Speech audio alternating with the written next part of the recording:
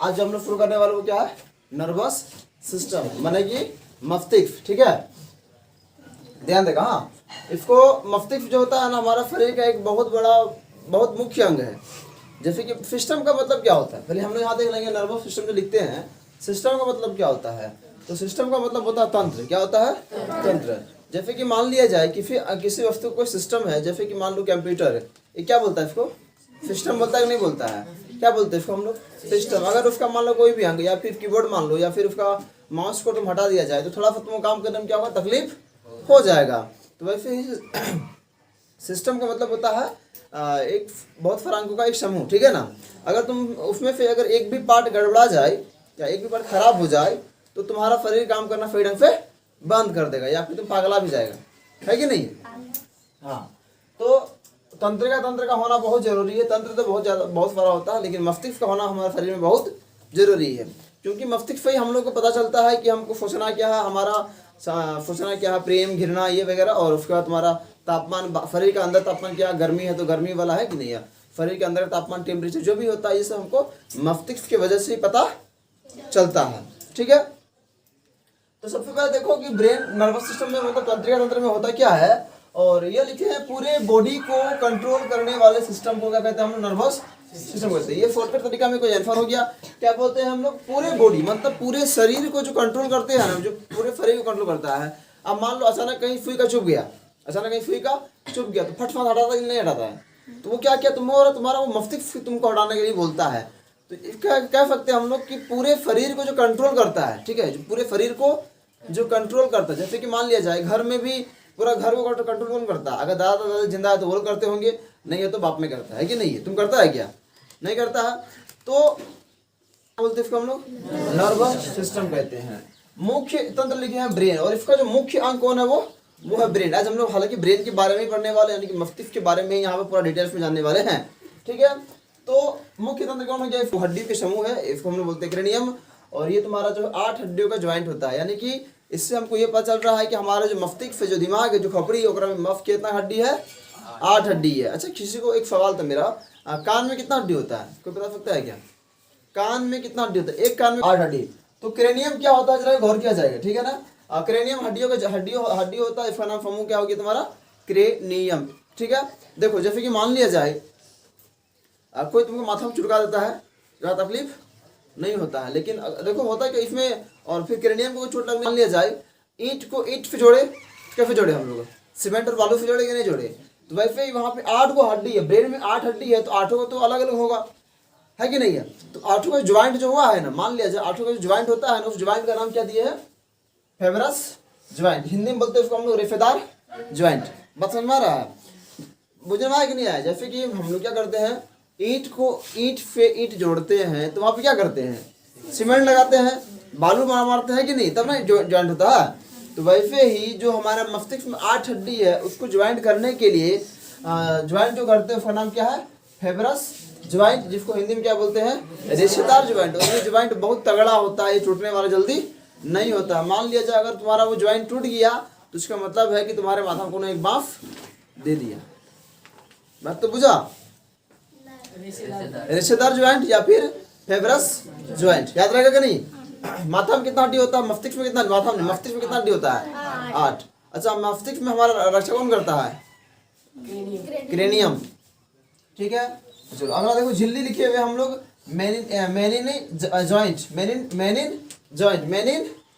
झिल्ली का नाम क्या हो गया, मेनिन ज्वाइंट। और ये क्या होता है, प्लास्टिक। जैसे कि मान लो हम लोग के लिए रहने के लिए घर बना हुआ है कि नहीं है। बरसात के दिनों में अगर हम घर से बाहर निकलेंगे, क्या मेरे पानी गिरेगा, हम होता है ना, गोदी बुद्धि बोलता है जिसको, वो होता है एक ज्वाइंट, वो होता है एक थैली में भरा होता है। क्या होता है, एक थैली में भरा होता है। देखो कॉफी के बारे में जब हम पढ़े थे तो जानते थे ना, कॉफी का झिल्ली के अंदर ही सब मिलता है कि नहीं। कॉफी का झिल्ली में क्या मिलता है, कॉफी का झिल्ली के अंदर ही सब सारा पदार्थ रहता है, राइबोसोम, रफ्तारी, क्या है, मेनिन ज्वाइंट। क्या नाम है, मेनिन ज्वाइंट। और ये जो होता है प्लास्टिक के समान होता है, गौर किया, क्या होता है, प्लास्टिक के समान होता है, ताकि दिमाग यानी कि जो गोदी बोलते हैं हम लोग अपनी भाषा में, वो हिंदे ना भटके, बल्कि अपने घर में एकदम सेफ रहे, है कि नहीं है। मस्तिष्क का वजन कितना होता है, तो मस्तिष्क का जो वजन होता है वो होता है 13.5 से 1400 ग्राम। कितना होता है 1350 से 1400 ग्राम तक होता है। और किसी का कम होता है, उसको बुद्धि कम है, पगला पगला बुद्धि। जिसको बेसी होता है वो बहुत इंटेलिजेंट का है। क्या सूरज देखो, अब ब्रेन में ध्यान दे जाइए, बहुत इंपॉर्टेंट चीज है, न्यूरॉन और ग्लियल सेल। ठीक है, न्यूरॉन और कोशिका मिलता है मस्तिष्क में। दो तरह का कोशिका है। क्या क्या कोशिका है? एक ग्लियल सेल और एक न्यूरॉन सेल। ठीक है, तो कहने का मुताबिक ये है कि कहता है कि जहाँ कोशिका विभाजन बहुत तेज गति से होता है, ध्यान दिया जाए, जहाँ कोशिका विभाजन बहुत तेज गति से होता है वहाँ कैंसर हो जाता होता है। कोशिका विभाजन मतलब होता है जिसे तुमने यहाँ पे काट लिया ना, तो कुछ दिनों में क्या होता है, तुम्हारा अपना ज्वाइंट हो जाता है, फट जाता है, दवा वगैरह लगाने से, जो भी लगाने से क्या हो जाता है, ये चिपक जाता है। ठीक है, लेकिन क्या माथा में कोई अगर माथा में कोई एक बांफ दे दिया तब तो खाली माथा हिला, आपको रड लगा उड़ दिया तो घुस गया भीतर, घुस गया भीतर। अब तुम मान लो उसको निकाला तो गोदी फोदी सब निकल जाएगा, मोटा मोटी हल्का फुल्का। तो वहां पे क्या होता है, नहीं होने वाला, वो ठीक नहीं होने वाला। इसलिए पुलिस कहता है, क्या कहता है, बाइक चलाओ तो हेलमेट का प्रयोग नहीं करना चाहिए। करना चाहिए नहीं रे?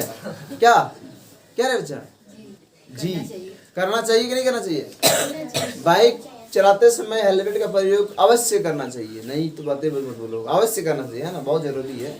ठीक है, तो इसमें क्या होता है, मस्तिष्क में जो होता है ना, मान लो अगर मस्तिष्क में कोनो भाग, मस्तिष्क के अंदर कोनो भाग खराब हो गया, चाहे चोट लग गई, कोशिका विभाजन नहीं होता। क्या नहीं होता है? कोशिका विभाजन नहीं होता है। कोशिका विभाजन का मतलब होता है कि वहाँ कोशिकाएं बढ़ती नहीं, टूटती नहीं है। ठीक है, कोशिका विभाजन नहीं होगा। अब तो मन में सवाल आएगा, जब कोशिका विभाजन नहीं होता है तो फिर वहाँ कैंसर जैसी बीमारी क्या होता है? इसका वजन कितना था? 1350 से 1400 नहीं रहे। ठीक है, मन में सवाल आएगा कि जब अगर कोशिका विभाजन नहीं होता है तो वहाँ पे कैंसर कैसे होता है?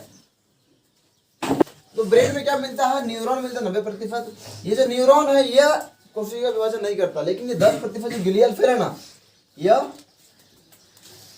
ग्लियल सेल जो 10% है यही कोशिका विभाजन करता है। और ये इतना स्पीड से करता है कोशिका विभाजन कि माथा में कैंसर हो जाता है। ठीक है, माथा में क्या होता है? कैंसर। लेकिन क्या बताएंगे दुख वाला बात, माथा में कैंसर होने से पहले आदमी मर जाता है। बोलो कैसे? ट्यूमर का नाम तो सुना ही होगा, ब्रेन ट्यूमर। ट्यूमर का बाप होता है कैंसर।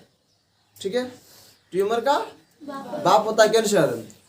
आदमी बात तो बुझा, कैंसर का जरूरत तो नहीं पड़ता आदमी को। माथा में अगर कैंसर बोलता है ना, कैंसर, माथा में कैंसर नहीं होता, बल्कि माथा में भी कितना कहाँ पहुंचाता, ट्यूमर में पहुंचता ही है कि आदमी एकदम इंद्र भगवान के पास, यमराज है कि नहीं है? हाँ, ऊपर लोग ले जाता है, मरते थोड़े। बुझने में आ गया? न्यूरॉन सेल की लंबाई को क्या कहते हैं हम लोग? साइनेप्स कहते हैं। क्या कहते हैं? साइनेप्स। तुम लोग न्यूरॉन का चित्र देखा है? न्यूरॉन का मतलब होता है तंत्रिका तंत्र, चित्र देखा होगा किताब में उसका। ठीक है, तो उसको जो लंबाई होता है क्या बोलते हैं? इसको हम लोग साइनेप्स कहते हैं वगैरह। देखो ध्यान दिया जाए। और एक बात जो इसके यहाँ जो लिखे हम सेरिब्रम, परमस्तिष्क, थैलेमस, हाइपोथैलेमस, इन सभी काम अलग अलग होता है। किसी का सोचना है, समझना है, किसी का जो देखने में कोई नियंत्रण करता है, तो कोई हमारा ताप में नियंत्रण, तो कोई शरीर के अंदर का ताप क्या होता है, गर्म की ठंडा है, कोई शरीर के कल लगाएंगे। अभी हमने यहाँ तक इसको देख लेते हैं, इसका नाम क्या क्या पड़ता है, बाकी इसका जो काम है वो इसको हम अगले वीडियो में बता देंगे। ठीक है ना? तो ब्रेन का जो होता है उसमें लिखे हुए हम लोग 12 जोड़ी तंत्रिका, नहीं यार नर्व समझ लो उसको। ठीक है, क्या समझो? न समझो। तो मस्तिष्क जो होता है वो 12 जोड़ी नर्व का बना होता है। कितने जोड़ी का बना होता है? मस्तिष्क 12 जोड़ी नर्व का बना। अगर मस्तिष्क, मध्य मस्तिष्क, पश्च मस्तिष्क, इसको तुम लोग सबको जानता भी होगा। आगे वाला को बोलते हैं हम लोग अगर मस्तिष्क, बीच वाले को बोलते हैं मध्य मस्तिष्क, पीछे वाले को बोलते हैं पश्च मस्तिष्क। पश्च मस्तिष्क में थोड़ा अगर माथा छू के देखेगा थोड़ा गड्ढा तुमको मिलेगा, गड्ढा टाइप का। अगर वहाँ पक्ष मार किसी को मारेगा तो बेहोश भी हो सकता है, और जोश मार दिया तो टपक भी सकता है। इसलिए वहाँ मारामारी नहीं करना है। सेरिब्रम, थैलेमस और हाइपोथैलेमस हम बताए थे, इसका काम बहुत ज्यादा होता है, इसलिए इसको हम अगले वीडियो में बताएंगे, अभी नहीं बताने वाले हैं। और ये जो होता है